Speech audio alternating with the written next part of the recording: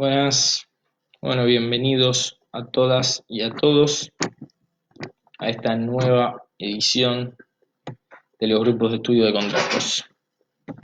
¿Cómo va? A medida que vayan llegando, si quieren poner hola, si sé quién está, quién no está, mejor. Cómo vienen con la materia, díganme si se escucha, si no se escucha, si se escucha bien, si se ve, si no se ve. Y fíjense que en la descripción, hola José, ¿se escucha? ¿Se escucha bien? ¿Hablo más fuerte?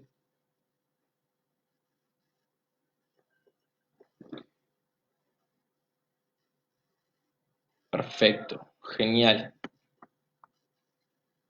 perfecto.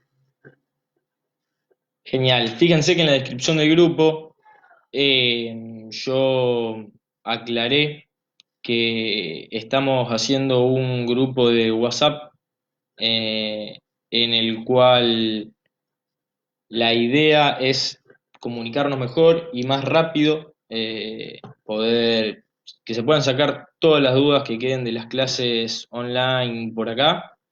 Y además, varias dudas que fueron teniendo ustedes con el tema de los prácticos, que las puedan solventar por ahí y que lo podamos no resolvérselo nosotros, obviamente, sino que la idea es que lo piensen ustedes, pero sí que podamos orientarlos un poco en eso. Y ir subiendo materiales, cuadros, distintos textos.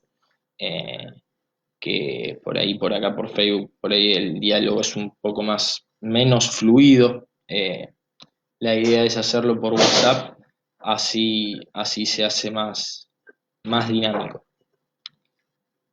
Pero bueno, genial. Bueno, ya estamos en hora, ya son las 4, así que ya podemos arrancar tranquilamente, espero que estén viéndolo todos. Bueno, la idea para hacer este grupo de WhatsApp, perdón, no se las dije, es que nos manden un mensajito, no sé si pueden ver en la descripción, ahí donde dice esto que estoy diciendo ahora. Eh, si no, ahora después le digo a Jay que mande un mensajito ahí. Nos tienen que mandar un mensajito, amigo a Jay, que ahí están los números en la descripción esta que les estoy nombrando, para que así los agregamos a este grupo de WhatsApp y vamos hablando y coordinando por ahí. Así se hace mucho más dinámico.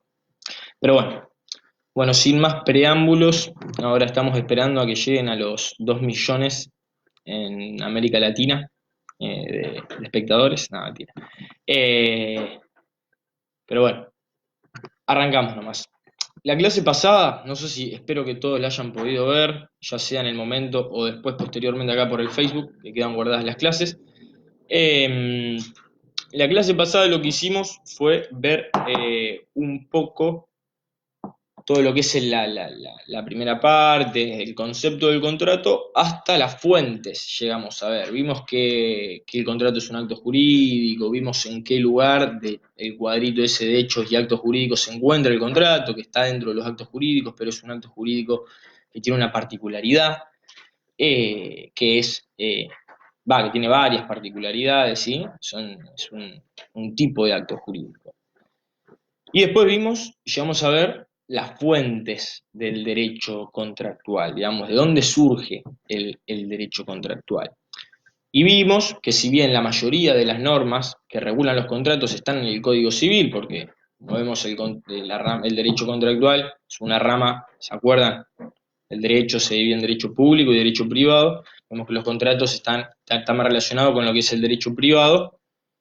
Vimos cómo hay una fuerte vinculación de lo privado con lo público, con la constitucionalización del derecho privado y el diálogo de fuentes entre el Código y la Constitución, y vimos cómo el contrato se relaciona eh, con otros derechos fundamentales que están regulados en la Constitución Nacional, como es, por ejemplo, el contrato y el ambiente, ¿no? Como es, por ejemplo, el contrato y la protección al consumidor, que eso está todo en la Constitución Nacional.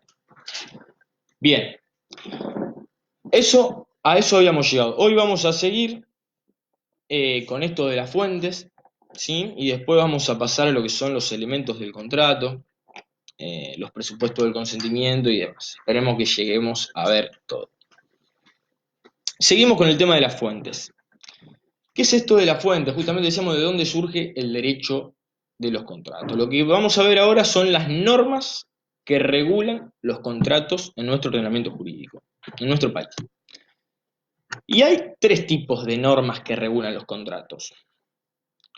Están las normas particulares, ¿sí? Que son aquellas justamente particulares, son aquellas que surgen de la voluntad de las partes, son aquellas normas que crean las partes, no surgen de la ley, surgen de las partes las acuerdan a esas normas. Son las partes los que crean esas normas, según su autonomía de la voluntad. Esas son las normas particulares, por un lado. Después tenemos otro tipo de normas, que son las normas supletorias. Esto lo vimos en privado parte general. Las supletorias son aquellas normas que suplen la voluntad de las partes. ¿Qué quiere decir? Si las partes nada pactan, nada acuerdan, nada dicen, se aplica lo que dicen las normas supletorias. Las normas supletorias, primero lo que dice la norma supletoria, bueno, dejemos que las partes decidan. Ahora, si las partes deciden algo, tenemos que estar a lo que dicen las partes. La prioridad es la voluntad de las partes. Ahora, si las partes nada acuerdan sobre un determinado tema, se aplican las normas supletorias. Por eso se dice que suple la voluntad de las partes. Cuando no hay voluntad de las partes, ahí entran a jugar las normas supletorias. Y por otro lado están las normas indisponibles, que son aquellas normas que son imperativas, son obligatorias para las partes. Acá no importa lo que piensen las partes, no importa lo que decidan las partes. Se tiene que estar a lo que dice la norma indisponible, la norma imperativa y obligatoria para las partes. Esos son los tres tipos de normas que regulan que regulan los contratos. Lo que nos dice el código es justamente que en materia de contratos las normas son generalmente normas supletorias, ¿sí? Porque los contratos generalmente se rigen por lo que las partes acuerden, y si las partes no acuerdan nada, ahí entran a jugar la ley. Generalmente, dicen, porque no dice, salvo que de su contenido, de la expresión o del contexto de la norma, resulte su carácter indisponible. Entonces lo que podemos decir es que la mayoría de las normas que regulan los contratos son de carácter supletorio, salvo cuando el contenido de la misma norma, de cómo está redactada o del contexto, ¿sí? Si está regulando cuestiones que tienen que ver con el orden público, por ejemplo, surjan que son indisponibles, que son imperativas. ¿Me siguen hasta acá? Perfecto. Cualquier duda, ya saben que me pueden... Acá tengo los comentarios. Ah, ahí estoy viendo. Genial. Estoy viendo todos los comentarios que están haciendo. Sí, va a quedar grabado acá mismo. No hay Santiago o Eduardo, no sé cómo te gusta más que te digan, pero sí, queda grabado acá en esta página el video, así que no hay problema.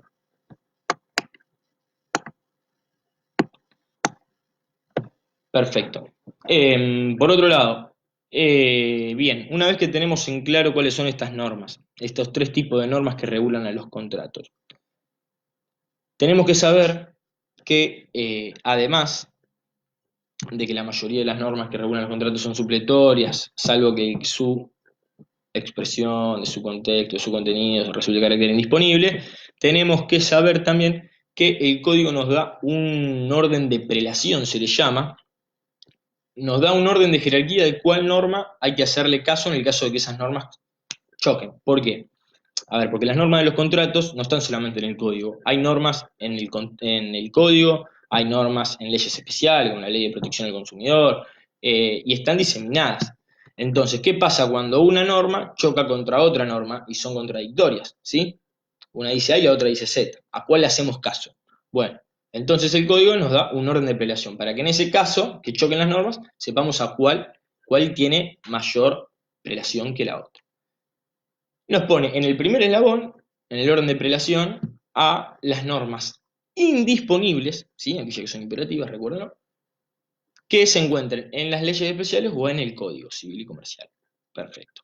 En el segundo nos pone a las normas particulares, ¿sí? Aquellas que son acordadas por las partes. Y en el tercer eslabón nos pone a las normas supletorias de las leyes especiales y del Código. ¿Está? Ese es el orden de prelación que le pone para el caso en que haya conflicto entre las normas y contradicciones. Genial. Una vez entendido esto, ¿tienen alguna duda? Lo pueden poner ahí o después cuando hagamos el grupo lo pueden colectivizar en el grupo de WhatsApp. No hay ningún problema, nos mandan un mensajito al privado si no lo quieren hacer por ahí, a mí o a Jay, a cualquiera de los dos. Bien. Por otro lado, vamos a ver ahora lo que son los principios generales en materia de derecho de los contratos. Bueno, que voy rápido, porque lo que es más heavy son los presupuestos del consumidor y quiero llegar con tiempo a ver eso. Los principios generales en materia de derecho contractual. Los principios generales del derecho. Esto lo ven en todas las materias, trascendental a todas las materias. Los principios generales del derecho en materia contractual. ¿Qué son los principios? A ver, hay muchísimas definiciones de principios de las distintas teorías, de los positivistas, los naturalistas.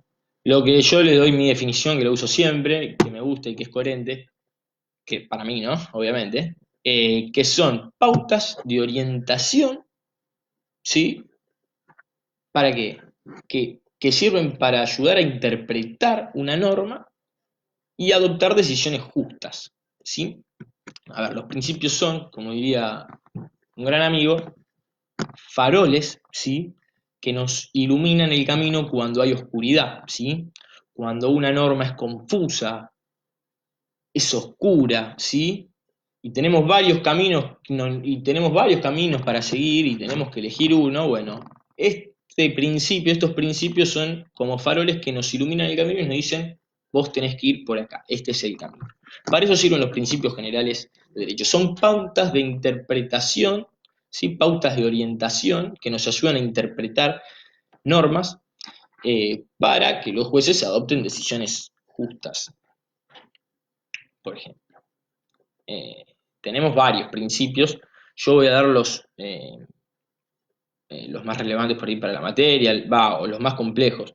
El resto léanlos. Vamos a ver el principio de la autonomía de la voluntad, la fuerza obligatoria y el principio de conservación. Después el resto ya lo deben haber visto, ejercicio abusivo del derecho, buena fe y demás. Vamos a ver primero el principio de la autonomía de la voluntad. Este principio de la autonomía de la voluntad tiene dos facetas. Una que es la libertad de contratación o la libertad de contratar, ¿sí? Se puede llamar de las dos formas. Y por otro lado tenemos la libertad contractual. Gran diferencia entre las dos. Por un lado vamos a ver primero la libertad de contratación o también llamado libertad de contratar. La libertad de contratación o libertad de contratar es la facultad que tienen las partes, la posibilidad, ¿sí? Que tienen las partes ¿de qué? De decidir si celebran un contrato o no celebran un contrato, si contratar o no, te compro o no te compro, ¿sí? Esa libertad. Y además de decidir con quién contratar, ¿sí? En el caso de que decidan contratar, ¿no? Es la facultad que tiene las partes de decidir si contratar o no, y en el caso de que decidan contratar, decidir con quién voy a contratar, ¿sí? Esta es la libertad de contratación. ¿Qué pasa? En la realidad, estos principios, y también teniendo en cuenta los que existen contratos como los contratos por adhesión o los contratos de consumo. ¿Ustedes vieron los tres tipos de contratos? En las primeras clases lo deben haber visto. Están los contratos paritarios, en donde las partes están en un pie de igualdad. Y después los contratos de consumo, los contratos por adhesión, a cláusulas generales predispuestas. Todavía no lo vieron bien, igual, seguramente. Pero en donde hay un predisponente, un adherente. Bueno, en esos contratos, como el contrato por adhesión o contratos de consumo, eh, esta libertad de contratación, de poder decidir si contrato o no y con quién decidir, se ve desdibujada, ¿sí? Y la libertad es como que se restringe un poquito esta libertad de contratación en esos casos. Y después tenemos la otra libertad, que es la libertad contractual. ¿Qué pasa con esta libertad contractual? Es la facultad, es la posibilidad que tienen las partes de determinar el contenido del contrato, no de si contrata o no, o con quién contrata. No, no, no. Estamos hablando del contenido. Es la posibilidad, la facultad que tienen de determinar el contenido, de discutir las cláusulas, de negociar las cláusulas. ¿Sí? Eso es la libertad contractual. ¿Qué pasa? También nos pasa exactamente lo mismo.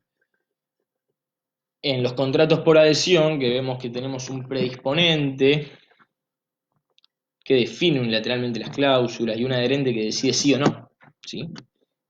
No tiene la posibilidad de discutir esas cláusulas. Ustedes van al kiosco y empiezan a regatear. Che, dame un chupetín. Bueno, di 5 pesos. No, 2. No, 3. Bueno, 2,50. Bueno, listo. No. ¿Sí?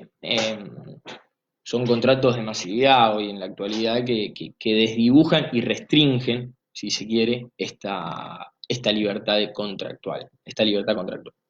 Muy bien, dentro de la autonomía de la voluntad, entonces, ¿se viene entendiendo esto? Si lo entienden, tírenme una manito, algo, para así yo no sigo al pedo, porque la idea es justamente que se entienda esto. ¿Sí? Bien. Autonomía de la voluntad, tenemos libertad de contratación, libertad contractual. Ahora, esta libertad, estas libertades, tienen un límite, ¿sí? Y ese límite es el orden público, el orden público, la moral, las buenas costumbres, ¿sí? Y la ley. ¿Cómo sería esto? Claro, vos en un contrato, cuando celebras un contrato, obviamente tenés libertad de contratación y tenés libertad contractual, porque ejercés la autonomía de la voluntad. Pero esa autonomía de la voluntad, esas libertades, tienen un límite que es el orden público, la moral, las buenas costumbres y la ley. ¿Sí? Vos no podés afectar en ejercicio de tu libertad todas esas cosas. Y acá viene lo importante, que es la facultad de los jueces. ¿Qué quiere decir esto? Que los jueces no pueden modificar las cláusulas del contrato, ¿sí? No pueden meterse a modificar un contrato. No te pueden decir, no, vos le tenés que dar el auto en tales condiciones, vos le tenés que pagar tanta plata porque esto equivale, ¿sí? No pueden hacer eso, porque justamente tenemos libertad de contratación y tenemos libertad contractual. Sobre todo libertad contractual, que son los que establecen el contenido, son las partes nada más. Perfecto. Salvo, te dice, un artículo, los jueces no pueden modificar las cláusulas ni el contenido del contrato, salvo a pedido de una de las partes, es decir, que una de las partes del contrato se lo pida al juez en los casos que autoriza la ley, ¿no? Si rebobinamos para atrás, que habíamos dicho, que no pueden afectar el orden público, la moral o la buena costumbre. Por ejemplo, en un contrato de consumo, en donde el consumidor se vea perjudicado, el consumidor va a poder ir a exigirle al juez que modifique las cláusulas del contrato, que modifique el contenido del contrato, porque lo están perjudicando porque hay una posición dominante. Eso es un claro ejemplo. Entonces, el juez no puede modificar el contenido, salvo a pedido de parte, en los casos autorizados por la ley, o de oficio, ¿sí? Cuando se afecte el orden público, que es lo que hablábamos antes. Que esta libertad tiene un límite, que es el orden público, la ley, la moral, la buena costumbre. Cuando se afecte el orden público, el juez puede intervenir y modificar ese contrato. ¿Se entendió hasta acá? Espero que sí. Qué feo esto de no haber un ida y vuelta, pero bueno, espero que se haya entendido. Muy bien.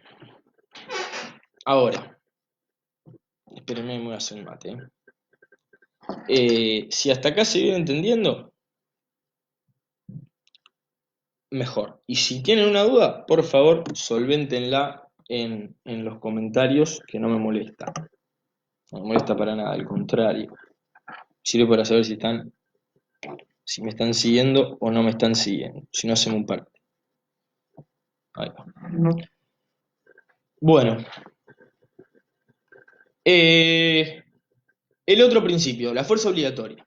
¿Sí? ¿Qué es esto de la fuerza obligatoria?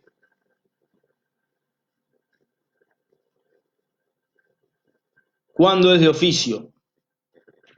Justamente cuando se afecta el orden público. Cuando se ve afectado el orden público, el juez puede intervenir de oficio, ¿sí? Sin que se lo pida ninguna de las partes.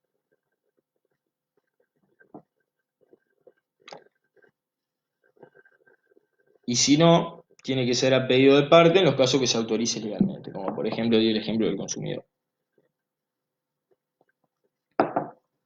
Ahora, vamos a la fuerza obligatoria. La fuerza obligatoria es otro principio. ¿Qué nos dice el principio de la fuerza obligatoria? Que es el pacta sunt servant, digamos, que te dice lo pactado obliga. Eso es lo que dice el principio de fuerza obligatoria. Que todos los contratos que se celebren válidamente son obligatorios para las partes. Si yo celebré un contrato en donde me comprometí a entregarte plata y yo me comprometí a entregarte tu auto, buenísimo, ¿ese contrato es válido? Sí, listo, es obligatorio para las partes y yo tengo que cumplir. Eso es lo que nos dice la fuerza vinculante. ¿Sí? Cada uno tiene que hacer lo que se obligó a hacer. Bien, ahora, ese principio también nos dice que solamente, reafirmando lo que decíamos antes, solamente las partes son aquellas que pueden modificar o extinguir un contrato por acuerdo de ellas, ¿no? Solamente las partes son las que pueden acordar extinguir o modificar un contrato. No lo puede hacer un juez así nomás. Sí lo puede hacer de oficio si afecta el orden público, a pedido de partes si hay un caso que autoriza la ley. Pero si no, no se puede hacer. Que dice que son las partes justamente las únicas que pueden modificarlos o extinguirlos a estos contratos, salvo en los supuestos previstos por la ley, que son los supuestos anteriores que le dijimos antes, cuando se afecta el orden público o a pedido de parte, por ejemplo. ¿Se entendió hasta acá? Eso es la fuerza obligatoria. Y bueno, después tenemos otros principios, como por ejemplo la buena fe. A ver, la buena fe, sépanse bien un concepto de buena fe, léanlo a esto y después si tienen alguna duda lo hablamos por WhatsApp. No hay que perder tiempo con esto porque es algo, un principio, el principio del derecho por excelencia, digamos, la buena fe. Sépanse lo que es la buena fe objetiva, la buena fe subjetiva. Eso léanlo, fíjense que es cortito y es una lectura rápida. Si tienen dudas, me avisan. Por otro lado tenés el principio de conservación también. El principio de conservación, rápidamente lo explico, te dice que en caso de duda, si hay dudas sobre la eficacia, ¿sí? La eficacia, ojo, es distinto eficaz que válido, ¿sí? No es lo mismo nulidad que ineficacia, por ejemplo. Ahora vamos a ver eso. Ahora lo vamos a ver. Pero cuando se duda sobre la eficacia, quiere decir si produce efectos propios de ella, una cláusula o un contrato, se debe estar, si se duda sobre eso, si hay una duda sobre si es eficaz o no, se debe interpretar siempre como que es eficaz, ¿sí? Porque se busca conservar el contrato. Eso es lo que me dice el principio de conservación. No es muy complejo tampoco. Pero bueno, esos son algunos de los principios generales, los más importantes, diría yo. O los más complejos. Muy bien, esos son principios. Después, quiero ver con qué vamos a seguir. El programa. Bueno, vamos a ver elementos ahora, lo que son los elementos de los contratos. A ver, el contrato, así como lo vimos en los actos jurídicos, así como lo vimos en obligaciones, tiene elementos. Tiene elementos que son esenciales y otros que son accidentales y otros que son naturales, ¿sí? Nosotros nos vamos a concentrar en los esenciales. ¿Cuáles son los elementos esenciales del contrato? Bueno, justamente son aquellos que son necesarios para que exista contrato. Si no hay elementos esenciales, no hay contrato. Ahora, esos elementos esenciales se pueden clasificar en dos. Se pueden clasificar en contratos generales o particulares. En contratos, escucha, en elementos esenciales generales o elementos esenciales particulares. Los elementos esenciales generales son aquellos elementos que tienen que estar sí o sí en todos los contratos. ¿Sí? En todos los contratos tienen que estar. Y ahora lo que vamos a ver son objeto, causa y consentimiento. Y por el otro lado tenemos los particulares, que no es necesario que estén en todos y cada uno de los contratos, ¿sí? Sino que son aquellos elementos que son esenciales y tienen que estar sí o sí en un determinado tipo de contrato. Como ustedes saben, esta materia está dividida en dos. Por un lado tenemos la parte general, ¿sí? Y por otro lado tenemos la parte de los contratos en particular. Esa parte de los contratos en particular son todos tipos distintos de contratos, todo distinto. Y cada uno de estos contratos en particular, compra-venta, leasing, contrato de servicio y obra, ya, tenés de todo, juego de apuesta, donación, todo. Cada uno de esos contratos tienen elementos tipificantes, elementos específicos de cada uno de ellos que los diferencia a unos de otros y que necesitan de esos elementos para hacer el tipo de contrato que son. ¿Sí? Yo para una locación tengo que otorgar el uso y goce, ¿sí? De una cosa. Perfecto. Para una compraventa tengo que transferir la propiedad de una cosa. ¿Me explico? Esos son elementos característicos. Entonces esos son elementos esenciales particulares. Y ahora nos vamos a quedar con los elementos esenciales generales, que dije que son el consentimiento, el objeto y la causa. El objeto responde a qué es lo que deben hacer las partes, qué es lo que deben cumplir, a qué se obligan las partes. La causa vamos a ver después que tiene que ver con la finalidad, acá revolvemos, nos vamos a obligaciones que hablamos de causa-fuente y venimos a contratos y volvemos a hablar de lo que es la causa-fin, la finalidad. Y por el otro lado tenemos el consentimiento, ¿sí?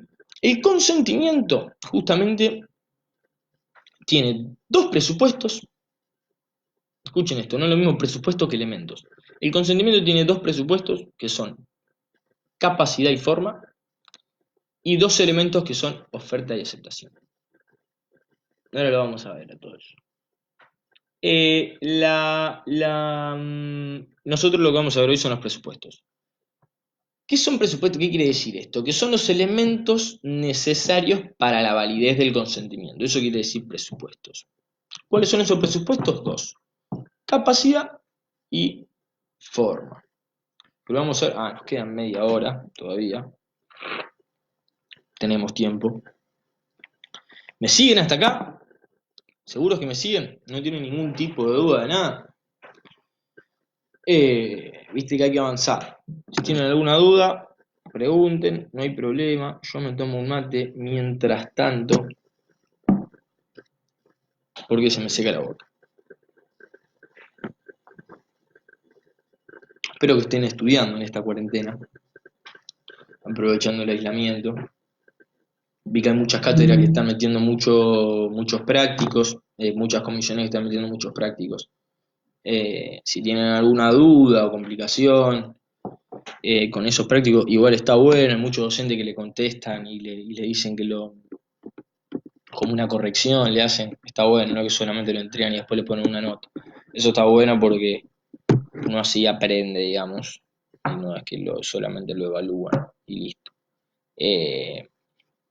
Así que nada, si tienen algún tipo de duda, igualmente pueden mandarnos, amigo a Jay. Nosotros, varios ya estuvieron mandando, pero bueno, por si alguno tiene dudas y no sabe a quién consultarle. Por otro lado, entonces nos quedamos ahora con presupuestos del consentimiento. Si no le estoy errando, no había nada más. Sí, exactamente. Presupuesto del consentimiento. Muy bien. Espero que, ya que no ponen nada, no tengan ninguna duda de nada ahora. Bien. Ahí está. Bueno, ahí mandaron manito. Gracias, Jessica. Espero que se esté entendiendo. Excelente. Presupuesto del consentimiento, entonces estamos hablando. Los presupuestos son aquellos elementos necesarios, como dije, para la validez del consentimiento, que son la forma y la capacidad. ¿Cómo esto de la forma y la capacidad? Claro, es necesario para que el consentimiento sea válido que las partes que manifiestan ese consentimiento y que celebran el contrato tengan capacidad, y ahora vamos a volver a privado parte general, a ver esto, tengan capacidad y que manifiesten su consentimiento a través de la forma impuesta por la ley. Por eso se dice que el consentimiento requiere a su dos presupuestos, capacidad y forma. Que las partes que manifiestan ese consentimiento sean capaces y la forma que ese consentimiento sea manifestado a través de la forma impuesta por la ley. Perfecto. Vamos a ver uno por uno. El consentimiento y la forma y la capacidad.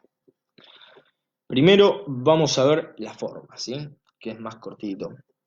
Bien, la forma. Volvemos a privado parte general. Acá espero que hayan ido a los grupos de privado y que hayan prestado atención. Eh, Estoy pensando en que no tendría que explicar esto, porque ya lo tendrían que saber, pero bueno, siempre está bueno volver para atrás y refrescarlo por lo menos. Le voy a pegar una repasada rápida. Forma, cuando hablamos de forma en dos sentidos. Podemos hablar de forma en una acepción amplia o estricta. En una acepción amplia, decimos que la forma es la manera en la cual exteriorizamos nuestra voluntad, ¿sí? Si nosotros tomamos esa acepción amplia, diríamos que todos los contratos son formales. ¿Por qué? O todos los actos son formales. ¿Por qué? Porque para celebrar un contrato tenemos que manifestar nuestra voluntad. Entonces, si la forma es la manera en la cual nosotros exteriorizamos nuestra voluntad, entonces todos los actos son formales, ¿sí? Pero después tenés una forma en sentido estricto. ¿Y qué es la forma en sentido estricto? Es el conjunto de requisitos o solemnidades que se exigen para la celebración de un acto. Está el conjunto de requisitos y solemnidades que se exigen, que la ley exige para celebrar un acto.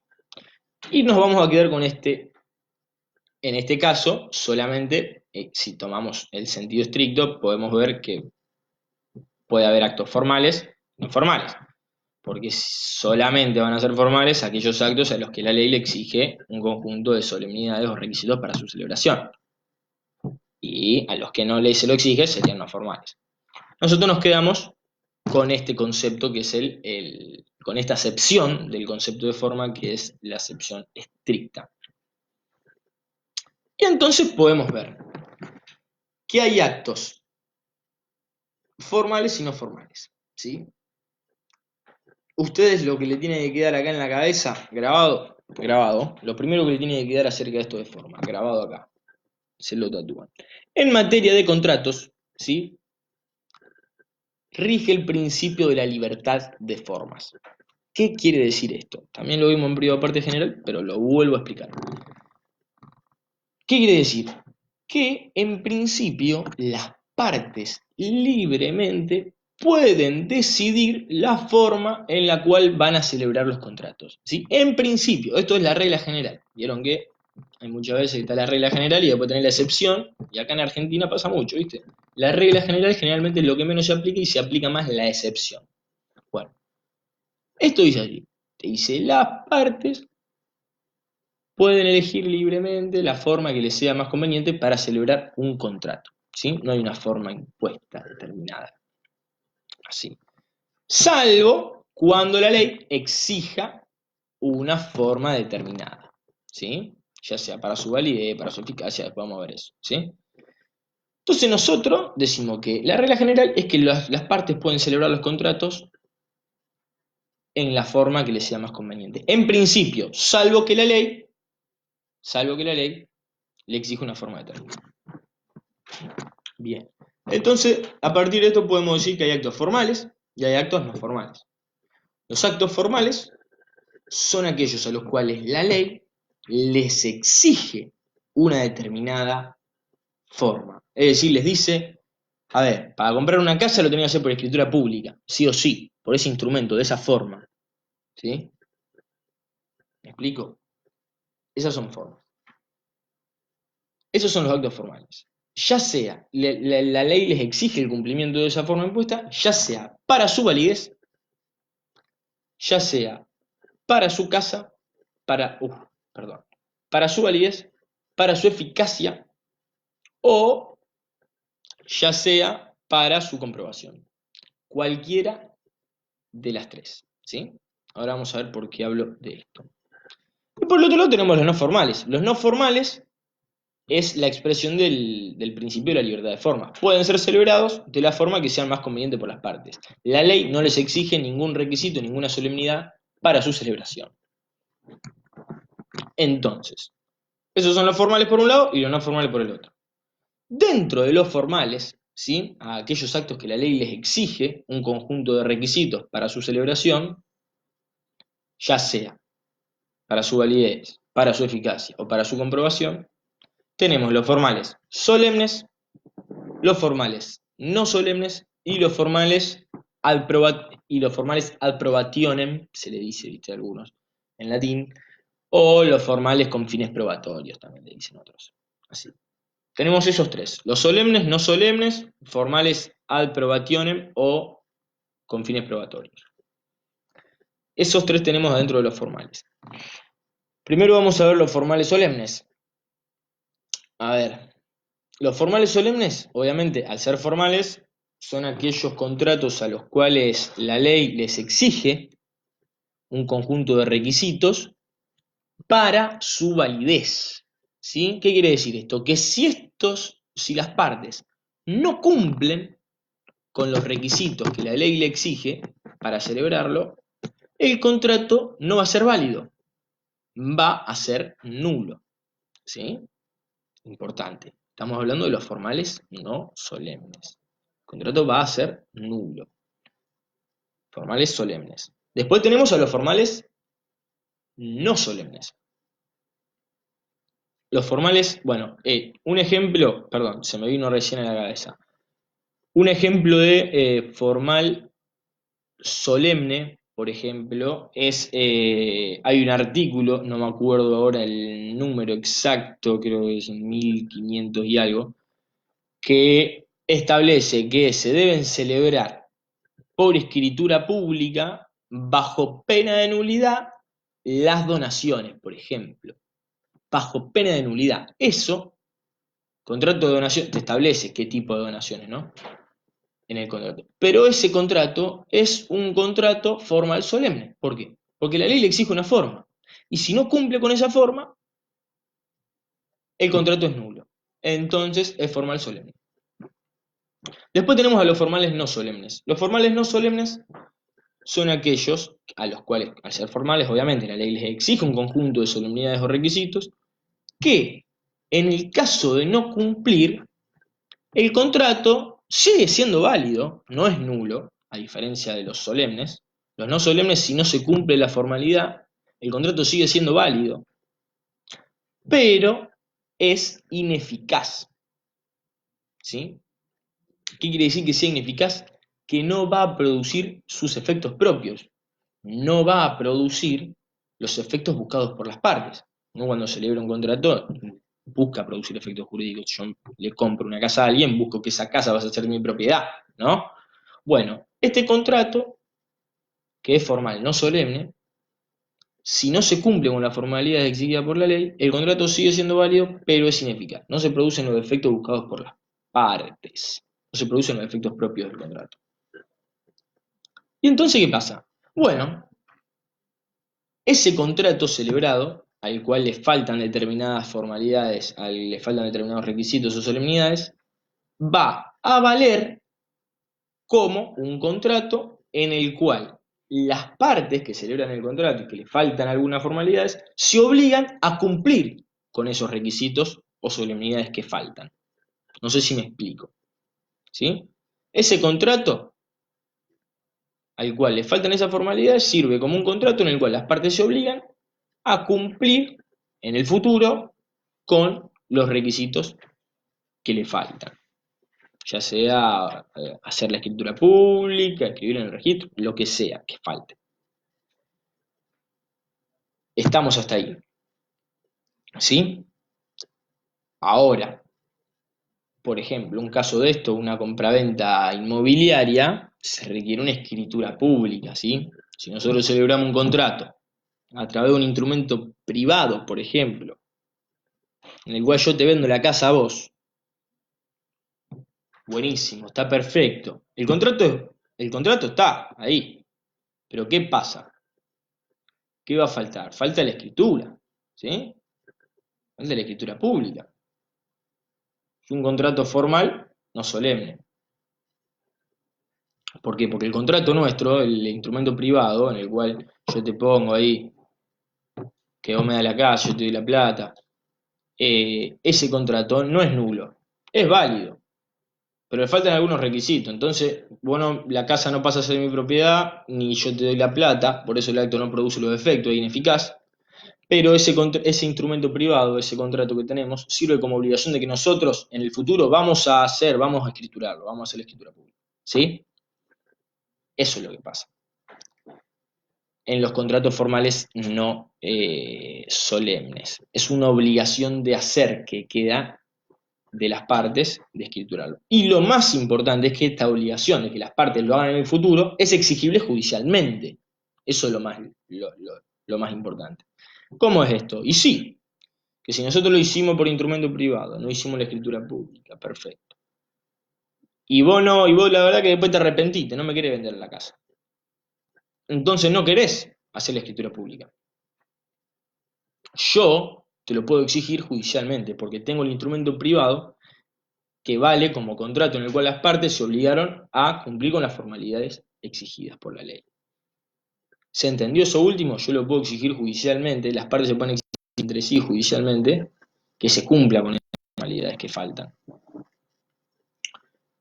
Y por último, tenemos a los contratos solemnes, no solemnes y con fines probatorios. Este es el último, dentro de los formales, ¿no?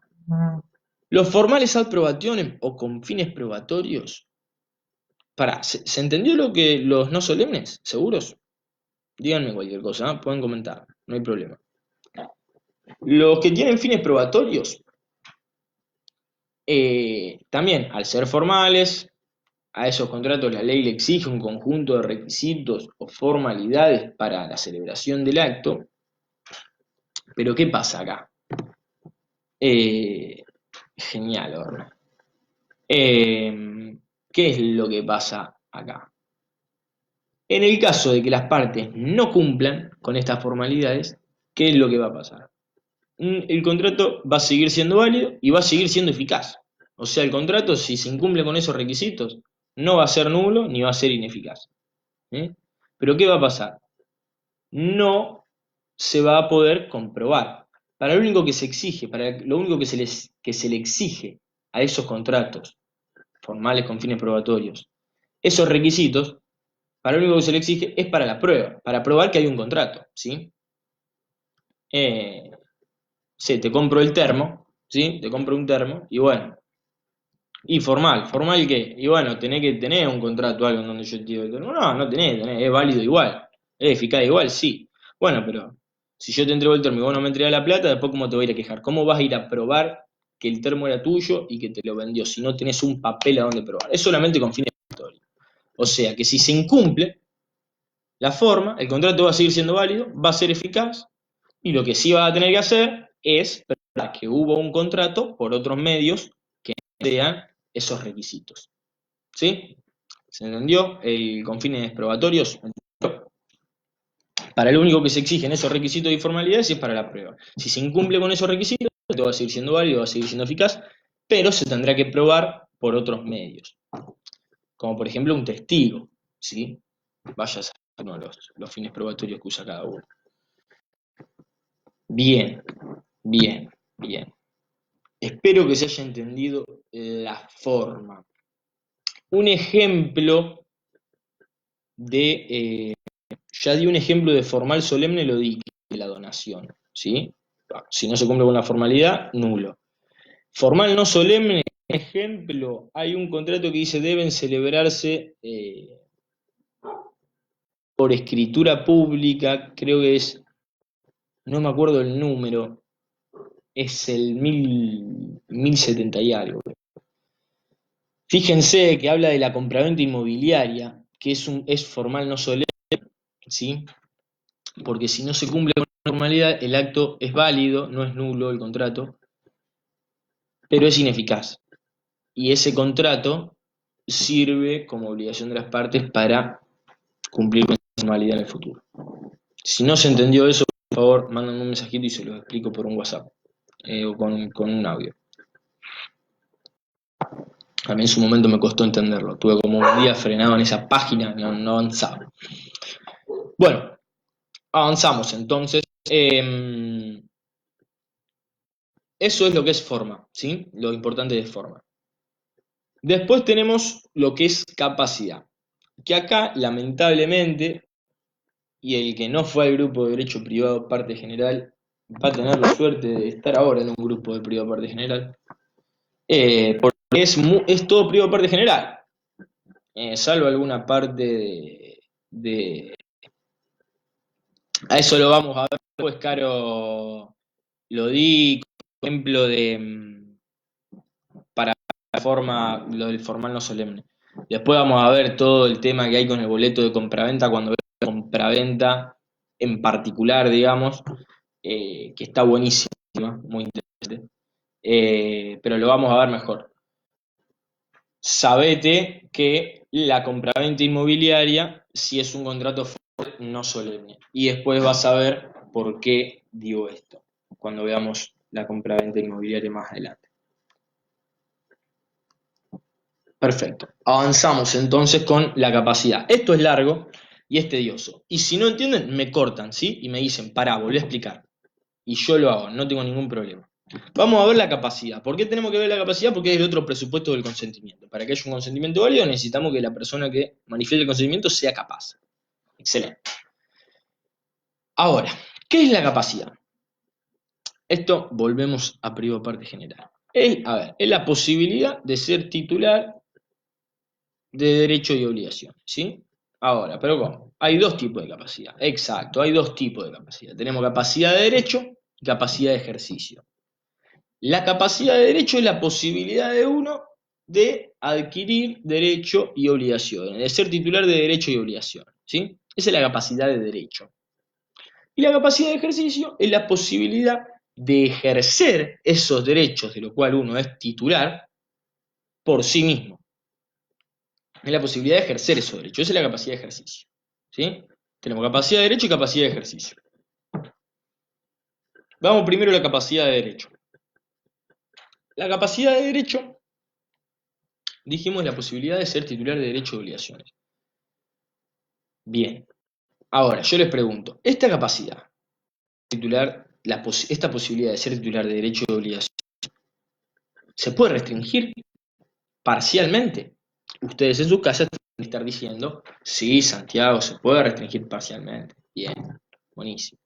O sea, yo te puedo decir, vos podés adquirir todos los derechos y obligaciones menos estos. Exacto. Eso es restringir parcialmente. Ahora, ¿existen personas que sean incapaces absolutas de derecho, es decir, que no tengan la posibilidad de adquirir ningún derecho, ninguna obligación? Y ahí el grito popular, bien de todos los que están viendo este video, diciendo no, bien fuerte. Se escuchó desde acá, desde mi casa en San Nicolás. Perfecto. Si dijeron no, está bien, la respuesta es correcta. Qué feo es que no tener el ida y vuelta, no lo puedo parar de decir.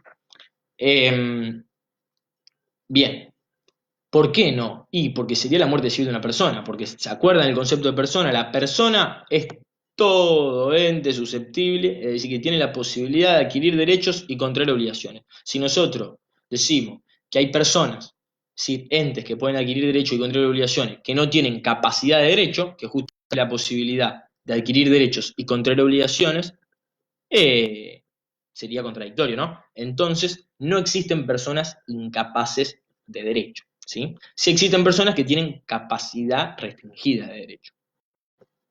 ¿Y cómo es un ejemplo de personas que pueden adquirir todos los derechos y obligaciones, excepto algunos? Bueno, el ejemplo está en el artículo 1002, si no me equivoco, o 1001, no me acuerdo bien el número, que es el de las inhabilidades especiales.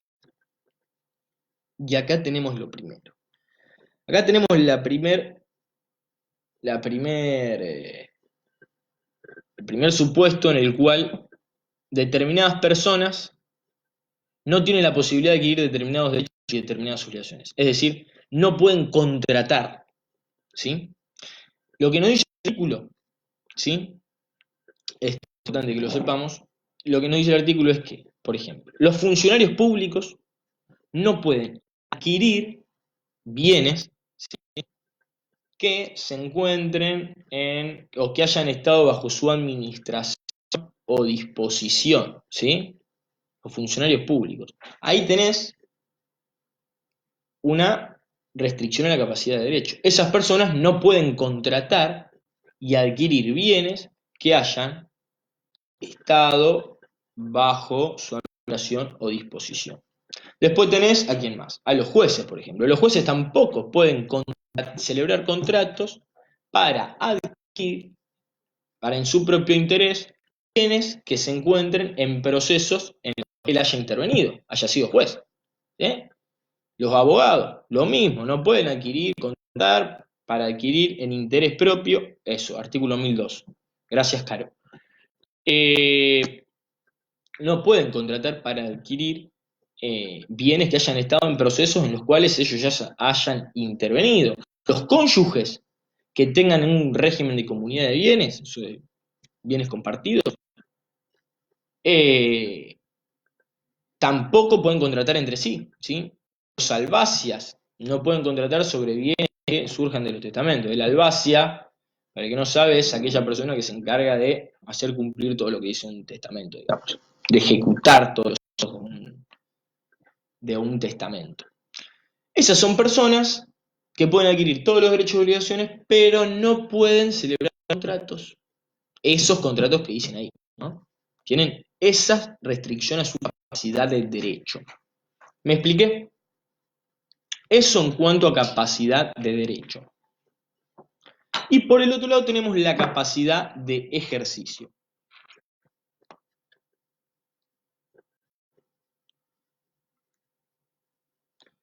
¿Sí? Hoy puede que la clase dure un poquito más, porque me falta bastante explicar, pero bueno, no pasa nada. De última lo pausan, pues puede que dure 1 hora y algo. Y después nos queda la capacidad de ejercicio. La capacidad de ejercicio es aquella aptitud, posibilidad, facultad que tiene la persona para adquirir y contraer obligaciones y ejercerlas por sí mismo, ¿sí? Ejercer por sí mismo esos derechos de los cuales uno es titular. Bien, ahora yo les pregunto, la capacidad de derecho, de ejercicio, perdón, la capacidad de derecho ya está, es eso que le acabo de decir, lo importante. La capacidad de ejercicio, ¿se puede restringir parcialmente? Sí, tienen que decir todo desde su casa. Se puede restringir parcialmente, exactamente. Vos le podés decir a las personas, mira, vos podés ejercer todos los derechos por vos mismo, todos los derechos de los titular por vos mismo, excepto este y este, que no lo podés ejercer vos por vos mismo, sino que lo tenés que ejercer a través de representante, asistente, curador, apoyo, lo que sea. Bien. Y por otro lado, también podemos, ahí les hago otra pregunta, ¿se le puede restringir totalmente la capacidad de ejercicio a una persona? Es decir, ¿existen incapaces absolutos de ejercicio? Y ahí me tienen que decir, sí, también. O sea, le puede decir a una persona que no puede ejercer ningún derecho por sí mismo, de los cuales es titular, digamos. Ningún derecho por sí mismo, sino que todos los derechos los tiene que ejercer a través de un representante, asistente. Bien, sí se puede, en realidad representante, asistente no. ¿Se puede eso? Sí se puede también, a diferencia de la capacidad de derecho. Bien, bien. Hasta acá estamos, ¿no? Acuérdense esto, que la capacidad de derecho se restringe siempre, ¿sí? A la persona se le saca la posibilidad de ser titular de derechos y obligaciones, es decir, al funcionario público se le impide adquirir esos bienes, a los jueces, a los abogados, a los albacia, a los cónyuges, se le impide contraer esos bienes y contratar en esos casos. ¿Por qué? Para proteger el orden público, el interés general, ¿sí? Ahora, en la capacidad de ejercicio, se restringe la capacidad de ejercicio para proteger el orden público, el interés general. No, se restringe para proteger a esa persona, no al orden público o al interés general. Hago esta diferencia. ¿Qué pasó? Ah, ahí está. Como que se había apagado, ¿no? Bueno, avísenme si se corta el video, porque acá me había parecido como que se cortaba. Eh, hago esta diferencia porque después va a pasar que lo vamos a volver a ver esta diferencia. Bien, capacidad de ejercicio. La capacidad de ejercicio, entonces, dijimos que se le puede restringir parcial o totalmente la capacidad de una persona. Esas personas incapaces. Son personas incapaces de ejercicio. Bueno, tenemos 3 personas incapaces de ejercicio. Es decir, personas que no pueden ejercer los derechos de los cuales son titular por eso, sino que lo tienen que ejercer a través de representantes. Que son las personas por nacer, ¿sí? Que son, al ser personas, están en la panza, tienen posibilidad de adquirir derechos y contra obligaciones, pero no pueden ejercerlo, ¿sí? Las personas por nacer, las personas menores de edad y, por otro lado, las personas declaradas incapaces por sentencia judicial. ¿Sí? Esos son las personas incapaces. Ahora, vamos a ver el caso de los menores de edad. ¿Sí? El menor de edad, como todos sabemos, digamos, la persona incapaz obviamente no puede llevar a cabo un contrato, no puede celebrar un contrato. No puede manifestar su consentimiento. ¿Por qué no puede celebrar un contrato? Y porque se necesita capacidad para que el consentimiento sea válido, y el consentimiento es un elemento esencial del mundo. ¿Sí? Esto es como una cadena, lo tienen que analizar así. Les hago una pregunta, ¿ustedes también como que se les pone negra el video y después vuelve? ¿O me está pasando a mí solo? Porque a mí, bueno, cualquier cosa lo vemos. Excelente. Los menores de edad son aquellas personas menores de 18 años, ¿sí? Y no pueden llevar a cabo contratos. Ojo, pero ¿cómo? Si el artículo decía que cuando a partir de los 13 pueden decidir sobre actos, sobre su propio cuerpo. Sí, eso es verdad, pero no tiene nada que ver con lo que son los actos patrimoniales. Si empiezan a tener a partir de los 13, genial, porque ya me estaba poniendo nervioso esto que se apaga y se prende. Genial. Listo, entonces. Me quedo tranquilo. Bien. ¿En qué estaba? Me perdí. Sí, el menú. Exacto. Sí, excelente. ¿Qué pasa con esto de los actos personalísimos y los actos patrimoniales? A partir de los 13 años, según el principio de la autonomía progresiva, el menor de edad, es decir, el menor de 18 años, a partir de los 13 empieza a tener posibilidad de decidir sobre actos, tratamientos invasivos, ¿sí? Bueno, eso es una cosa igual. Para actos patrimoniales, para celebrar actos patrimoniales, esos son actos personalísimos, que tienen que ver con los derechos personalísimos, ¿se acuerdan? ¿Y qué dijimos que es el contrato? El contrato es un acto patrimonial, no es un acto personalísimo. Es justo un acto no personalísimo. Para celebrar un acto patrimonial, el menor de edad tiene que ser mayor de edad para adquirir esa capacidad, tiene que empezar a tener, tiene que haber cumplido 18 años. Excelente. Habiendo entendido esto, tenemos que decir que hay excepciones, 3 excepciones, en las cuales el menor de edad, el menor de 18 años, pueden celebrar un contrato. Hay 3 excepciones. En primer lugar, en los contratos de escasa cuantía. ¿Sí? ¿Qué es un contrato de escasa cuantía? Escasa cuantía quiere decir de poco valor, ¿sí? Lo que nos dice el código es que aquellos contratos de escasa cuantía, que sea cotidiana, ¿sí? Y que sean celebrados por un hijo menor de edad, se presume celebrado con el consentimiento de los padres. ¿sí? ¿Qué es esto? Esto es el nene o la nena que va a comprar caramelo al kiosco o va a comprar el pan a la panadería, que lo mandan los padres, ¿sí? Bueno, esos son actos, contratos de escasa cuantía.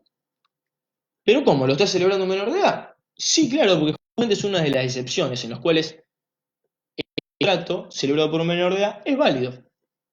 Aunque sea celebrado por un hijo menor de edad, contrato de escasa cuantía, celebrado por un hijo menor de edad, de la vida cotidiana, ¿no?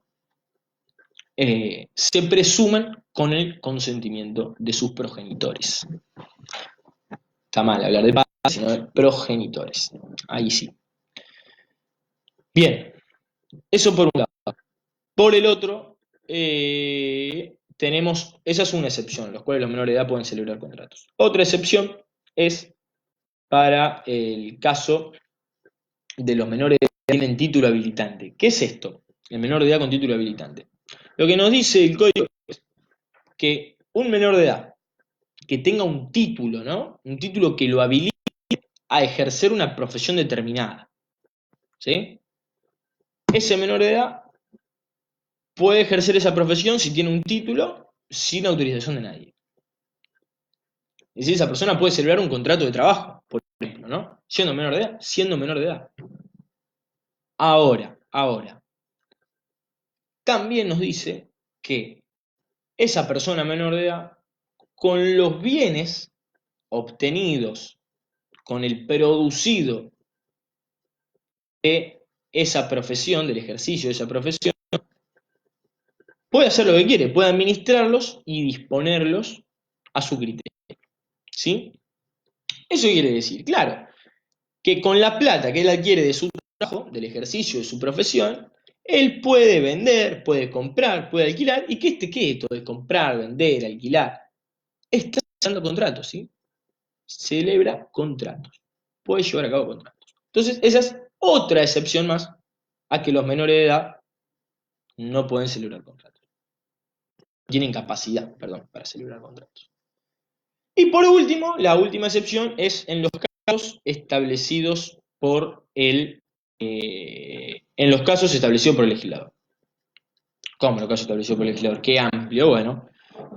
Un caso de esto establecido por el legislador en este mismo Código Civil y Comercial es el caso de la emancipación, ¿sí? Esto también, volver a privado parte general. Piensen ustedes, si le hubieran dado bola a privado parte general, si me hubieran dado bola en los grupos de primero, ¿cómo esta parte ya la hubieran salteado? ¿Vieron cuando yo les decía? La primer parte de contrato es todo privado parte general. Y ustedes, nada. Bueno, ahora es así. Lo iban a tener que estudiar en algún momento. Así no se hagan problema. Bien. Emancipado, ¿qué pasa? ¿Qué es esto de la emancipación? Bueno, ¿cómo te puede emancipar hoy? Podés hacer la de Bart Simpson y ir al juez y pedirle que te emancipe. Solamente se te puede emancipar a través del matrimonio, la única causal de emancipación. Perfecto, vos te emancipás, menor de edad, te casás y quedás emancipado. Genial. Esa emancipación, ¿cuál es el principal efecto? Bien, bueno, eso después lo vamos a ver. Eh, eh, bien, Ornival. Perdón. El emancipado. ¿Cuál es el principal efecto que produce? El efecto que produce es que va a adquirir todo, va a poder ejercer por sí mismo todos los derechos de los cuales es titular. Salvo actos que va a tener prohibido, ¿sí? Los tiene prohibido. No puede ni aprobar las cuentas de sus tutores ni darle finiquito. No puede afianzar obligaciones. Después lo vamos a ver más adelante lo que es, qué quiere decir afianzar obligaciones. Es como garantizar el cumplimiento de la obligación de otro, sería afianzar obligaciones. Vamos a ver el concepto de confianza. Yo soy amigo de Juan. Juan le alquila el departamento a Pedro, ¿no? O sea que Juan, mi amigo Juan, le tiene que pagar un alquiler todos los meses a Pedro. Ahora, yo afianzo esa obligación, ¿sí?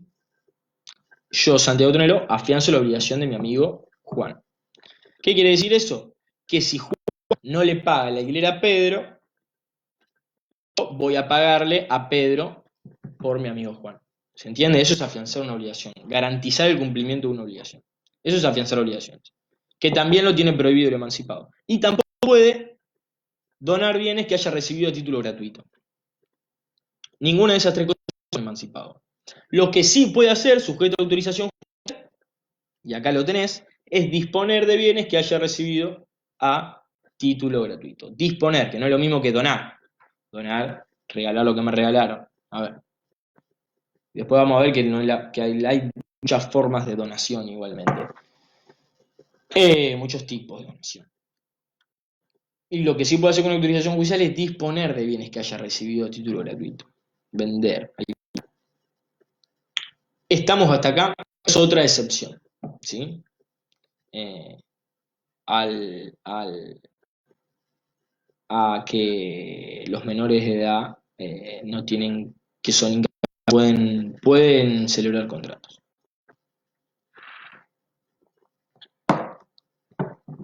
Bien. Eso en cuanto a régimen de menores de edad. A ver si no me olvido de nada. Perfecto.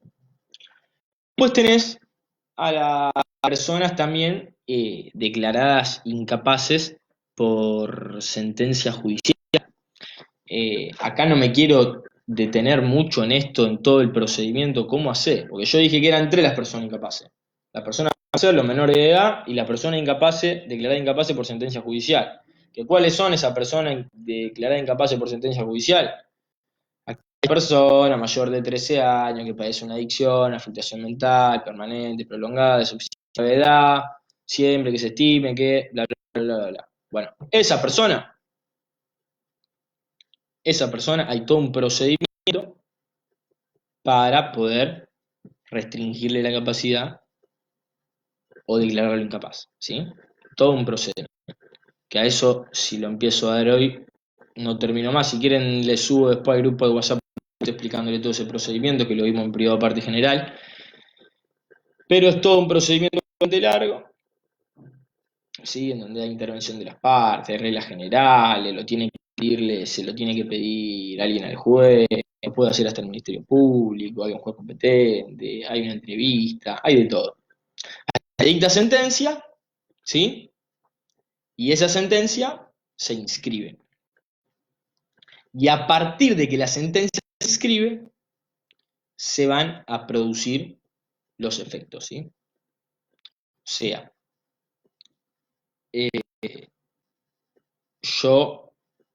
hoy se dicta la sentencia que a mí me restringen, me sacan la capacidad, por ejemplo, para celebrar el contrato. El contrato dice, la sentencia dice, Santiago Tonelo, pasa todo el proceso, agarra, mi hermana agarra, y me va al juez, pide que se me inicie el procedimiento de restricción de la capacidad o de incapacidad, agarran, pasa todo el procedimiento, listo, el juez dicta sentencia y la sentencia se inscribe. Lo que nos dice el código es que justamente se producen los efectos de la sentencia de su inscripción en el registro de estado civil y capacidad de las personas. No cuando se dicta, sino cuando se inscribe en el registro. Ahí empieza a producir efecto. Es decir, si hoy se inscribe mi sentencia que me dice Santiago no puede administrar ni disponer nada, no puede celebrar ningún tipo de contratos, a partir de ahí yo no voy a poder hacerlo. ¿Y qué pasa con los actos celebrados antes? ¿Qué pasa si yo ayer regalé mi auto, por ejemplo? Yo padezco una afectación mental, una afección mental. O algún tipo de adicción. Y entonces yo ayer agarré, pumba, le regalé el auto, el único auto que tenía la familia, lo regalé. Bueno, ahí está, que era lo que yo quería hacer. Con este procedimiento que ustedes van a leer en sus casas, lo van a leer todo, cuando se llega al final y se dicta una sentencia y se inscribe, ¿sí? Tenemos que ver qué pasa con los actos anteriores a la inscripción y qué pasa con los actos posteriores. A ver, si hoy se inscribe la sentencia, se va a producir efecto de su inscripción. Ahora, si yo mañana, la sentencia justamente dice, Santiago no puede comprar ni vender nada, y yo mañana voy, compro, vendo algo, ese acto que yo celebro, ¿qué pasa con ese acto posterior a la inscripción de la sentencia? Es nulo. Todo acto posterior a la sentencia, descripción de la sentencia que contradiga lo que la sentencia dice, es nulo. Ahora, la pregunta es qué pasa con los actos anteriores a la inscripción de la sentencia que contrarían lo que dice la sentencia. Si la sentencia se escribe hoy y me prohíbe eso, y yo agarro ayer y celebro una venta, o vendo o compro algo, ¿qué pasa con ese acto? Bueno, en principio tenemos que decir que ese acto es válido, ¿sí? ¿Por qué? Porque la sentencia, los efectos se producen a partir de su inscripción. Entonces, en principio ese acto es válido. Salvo en determinados casos. Por ejemplo, cuando la enfermedad sea ostensible. ¿Qué quiere decir esto? Que la enfermedad de la persona era evidente, ¿sí? A simple vista uno se daba cuenta de que la persona padecía alguna enfermedad. Por ejemplo, cuando el acto fue de mala fe. ¿Qué quiere decir? Tiene un poco que ver con esto de la enfermedad ostensible. Que la parte con la que yo contraté sabía que era un incapaz, entonces se aprovechó de mi situación. ¿Sí? O que no era un incapaz todavía porque no se había inscrito la sentencia, pero sí que padecía algún tipo de enfermedad, se aprovechó de esa situación. O que el acto haya sido título gratuito, como por el caso que yo les di, que yo regalé el auto el día anterior a que se inscribió la sentencia. En esos tres casos, el acto puede ser declarado nulo, ¿sí? En esos tres casos. Pero si no, los actos anteriores a la inscripción de la sentencia, que contrarían lo que diga la sentencia dice, son válidos, excepto en esos casos. ¿Me expliqué hasta acá? ¿Seguros se entendió de lo que estoy hablando? Me parece importante que entiendan esto, porque después vienen los prácticos de esto, en los exámenes se toma, también, así que denle bola a todo esto, por más que sea medio tedioso y que vean que es de privado, que ya la tienen clara. A mí me han hecho preguntas en los exámenes finales de derecho privado parte general. Suerte tuve que justo hoy los grupos de privado parte general y la tengo al día. Pero si uno no la tiene al día, por ahí se complica. Bien. Habiendo aclarado esto, entonces, habiendo aclarado cuando la persona, todo esto que acabo de explicar desde que empecé a hablar de capacidad, ya sabemos ahora cuándo las personas tienen capacidad para celebrar un contrato y cuándo las personas no tienen capacidad, y las excepciones. ¿Sí? Ahora, ¿qué pasa cuando una persona no tiene capacidad para celebrar un contrato? Esta es la gran pregunta. ¿Qué pasa cuando una persona que no tiene la capacidad para celebrar un contrato lo lleva a cabo igual?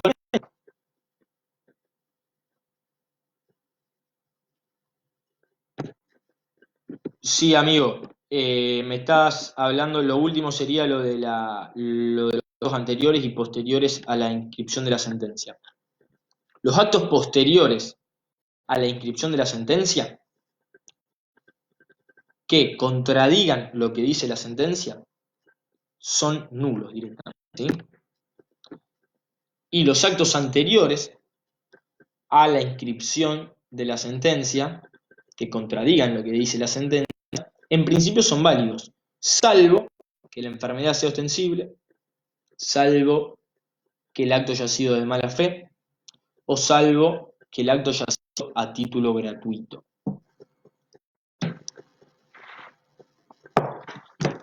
No sé si se entendió. La enfermedad es ostensible, que la enfermedad sea evidente, que haya sido título gratuito, por ejemplo, que yo, que soy la persona que se declara incapaz, haya regalado el auto un día antes de la inscripción de la sentencia, o que el acto haya sido de mala fe, que la otra persona se haya dado cuenta que yo padecía alguna enfermedad o afección o adicción mental y se haya aprovechado de ella. ¿Estamos? Hasta ahí, muy bien. Ahora la pregunta que le estabas haciendo. ¿Qué pasa cuando una persona que no tiene capacidad para celebrar un contrato celebra un contrato? ¿Qué pasa con ese contrato? ¿Cómo se lo tiene que declarar? Nulo. Ese tendría que haber sido el coro así que deben haber dicho en su casa.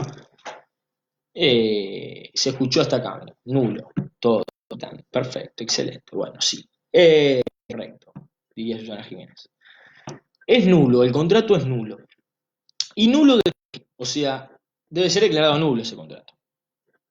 Ahora, ¿nulo de nulidad absoluta o nulo de nulidad relativa? Y ahí es la pregunta que se hacen ustedes es, no tengo ni idea de qué está hablando con esto de nulidad absoluta o nulidad relativa. Porque no toqué nunca más derecho privado. Bueno, la nulidad absoluta, acuérdense, cuando el contrato, ese acto, afecta el orden público, la moral, ¿sí? El interés general, las buenas costumbres. Es el acto de nulidad, el contrato susceptible de nulidad absoluta. Ahora, cuando el contrato afecta el interés de las partes, el contrato es susceptible de nulidad relativa, es nulo de nulidad relativa. Vamos primero con la nulidad absoluta. Un ejemplo de un contrato que es nulo de nulidad absoluta, por ejemplo, si un funcionario público eh, adquiere una casa del Procrear, por ejemplo, ¿sí? El funcionario público a cargo del programa adquiere una vivienda para sí mismo, para su propio interés. ¿A dónde está prohibido eso? En inhabilitados, artículo 1002, porque no tiene capacidad de derecho para hacer eso, lo tiene prohibido, ¿sí? Es una de las cosas que no puede hacer. Entonces hay una persona que tiene capacidad para celebrar ese contrato. Ese contrato es nulo. ¿Pero qué es nulo de nulidad absoluta? ¿Afecta el interés general que haga eso? ¿El orden público o afecta el interés de las partes? Y no, porque ¿qué dijimos? Que la capacidad de derecho se restringe para beneficiar, para ubicar el orden público. ¿Sí? Entonces, ese acto es nulo de nulidad absoluta. Perfecto. ¿Y cómo es esto? Apenas celebra el contrato, ese acto pasa a ser nulo o cómo es. No, bueno. La nulidad absoluta puede ser declarada de oficio por el juez, es decir, sin que se lo pida a nadie, el juez directamente declara la nulidad del acto, o puede ser, o lo puede declarar el juez a pedido de cualquier interesado o incluso del Ministerio Público, ¿sí? Incluso del Ministerio Público. Eh, el contrato obviamente no es confirmable, no es que se puede subsanar y volver a realizar, no es confirmable, y la acción para pedir esa nulidad absoluta es imprescriptible. Eso es la nulidad absoluta. Y por el otro lado, tenemos a la nulidad relativa. La nulidad relativa, se entendió esto de la nulidad absoluta y relativa, ¿no? La nulidad relativa es aquella que el acto es susceptible de nulidad relativa cuando se afectan los intereses particulares, no el orden público, la moral, las buenas costumbres. Ese acto, por ejemplo, se les ocurre un ejemplo de nulidad relativa, algo que estuvimos viendo, hablando recién, por ejemplo. Algo que estuvimos hablando exactamente recién. Es los actos susceptibles de nulidad relativa. Un ejemplo de nulidad relativa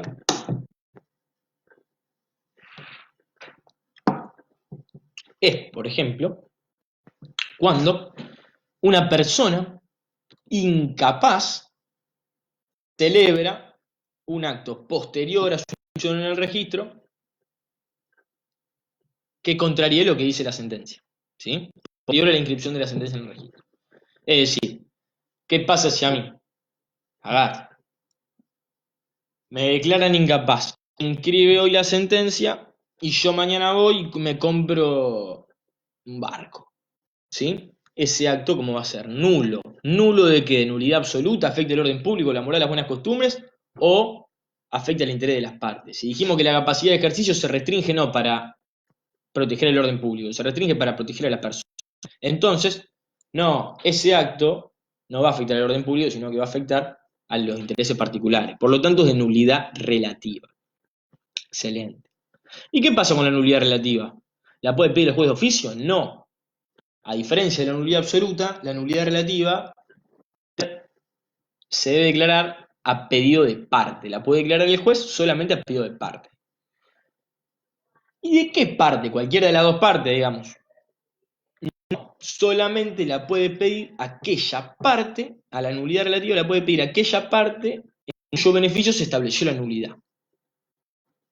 La puede pedir aquella parte en cuyo beneficio se estableció la nulidad. ¿Qué quiere decir esto? Bueno, decir que la puede pedir solamente que les acabo de decir. La capacidad de ejercicio se restringe para que para proteger a la persona que se le restringe la capacidad. Justamente la nulidad se establece, la nulidad de este acto se establece para que para proteger a esa persona, ¿sí? En beneficio de esa persona. Entonces, ¿quién puede pedir? ¿Cuál es la parte que puede pedir la nulidad?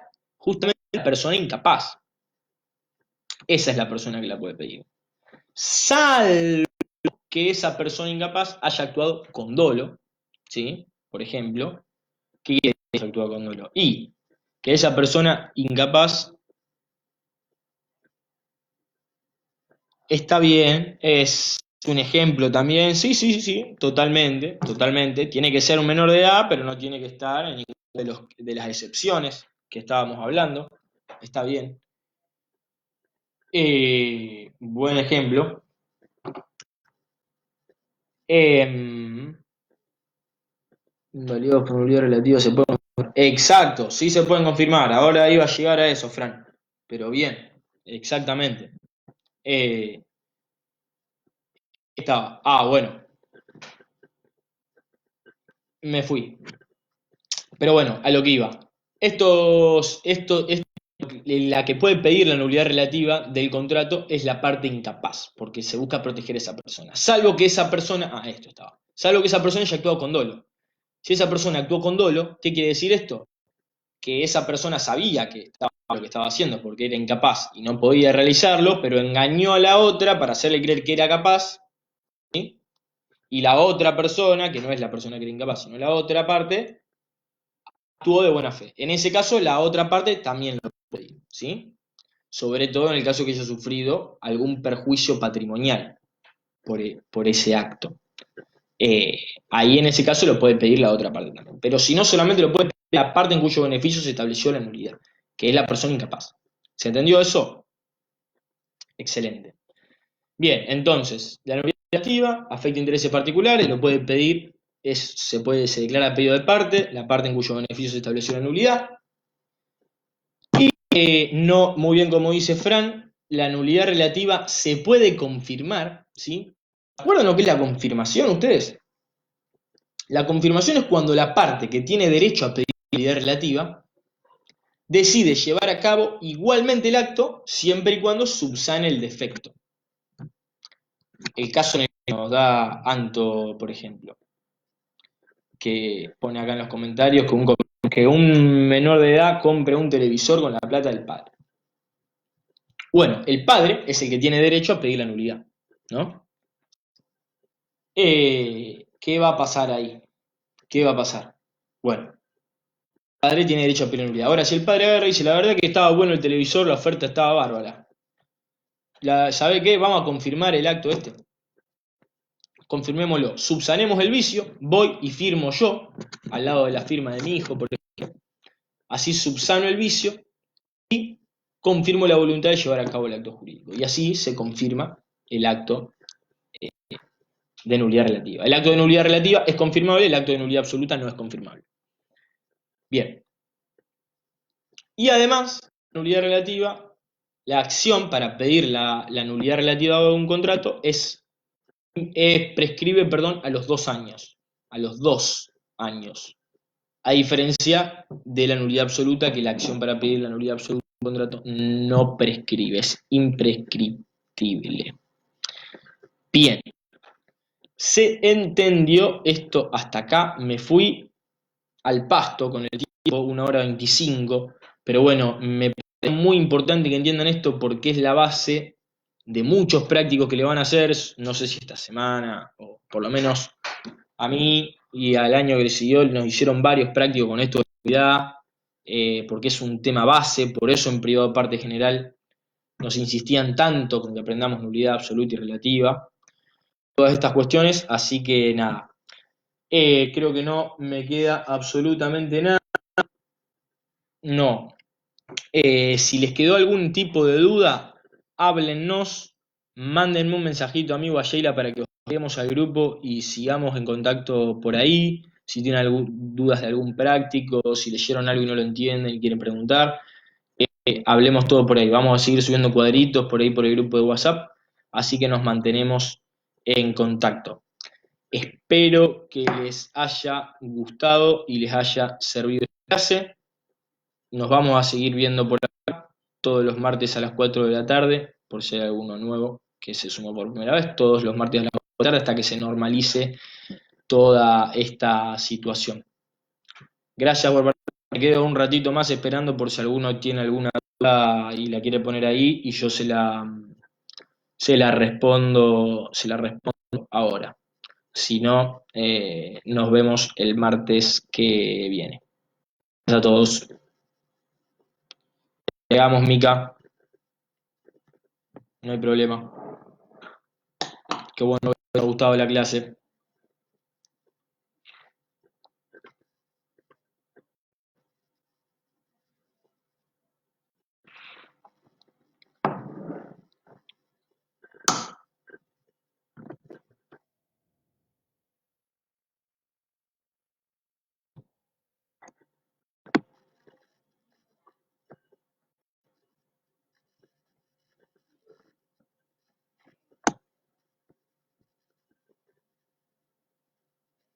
De nada, vale. Después los que quieran, vayan escribiéndonos. Bueno, si nadie tiene ninguna duda, después de su última, mándenlas al grupo. Y los que quieran hacer grupo, acuérdense de WhatsApp, acuérdense y lo arman. Y mándenos un mensajito con el nombre y apellido, así los agregamos. Gracias por todo. Nos vemos el martes que viene. Sigan estudiando en la cuarentena y en el aislamiento. Aprovechen para hacer. Hay muchísimas cosas para hacer. Subimos hasta ejercicios para que puedan ir al gimnasio en sus casas. Quédense en sus casas, cuídense ustedes y cuiden al resto. Nos vemos hasta el martes que viene.